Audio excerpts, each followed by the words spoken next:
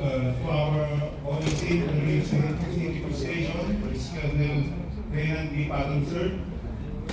To our OPA, Police Lieutenant Colonel Robert A. Dilustre, sir. Our APOPO, Police Lieutenant Miguel Mangenga, sir. To all officers and PNCO, good morning. Una sa lahat, gusto ko magpapasalamat sa ating Panginoon sa gabay at patubay na binigay niya sa atin sa araw na ito.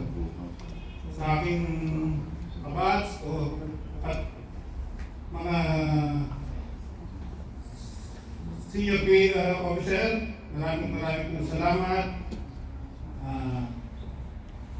sa mga pagkakataong binigay mga paglingkod bilang inyong bagong SESCO. 11 taon na mula nung ma-assign ako dito, 19 years, 11 taon akong na-assign sa investigation bilang investigador. Mga natutunan ko dito, actually walang gusto magpa-assign sa investigation ng araw. Kahit ako noon ayaw. Pero dahil sa daming kaso na inaabot ng investigador dito, kaso sa Pen, Diaz, Nacolco, Ombudsman. Pero later on, natanggap ko ito, maminis ko ito sa bagong trabaho. Ngayong SESCO, na sa totoo lang, marami sa mga kasama natin dito is ayaw ng trabaho na ito dahil mabigat ang tungkulin.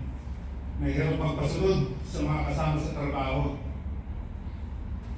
So, ano nga ba talaga ang tungkulin ng isang SESCO at responsibilidad? Ang isang SESCO ay isang gumaganap ng mahalagang papel sa pagsuporta sa ating tipo pulis ng Mandaluyong, at ang pangunahing tungkulin nito ay ang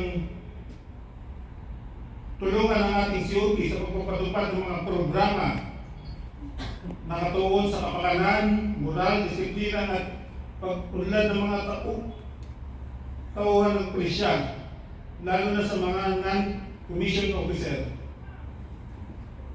Ang pagiging SESCO ay hindi lang natatapos ang kanyang trabaho para magdidlang ng prayer, magatid ng dipar. Tungkulin din ito na maging kuya, magpakakuya sa mga PNCO. Kailangan laging siguraduhin, panatilihin na mataas ang kanilang moral, alahanin ang kanilang kapakanan, maging handang makinig sa mga problema at hinaing, at nariyan lagi nakaalalay sa anumang pangangailangan o problema ng ating mga kapulisan. Sa aking pag-upo bilang isang bagong SESCO, ay humihingi po ako ng tulong sa inyo.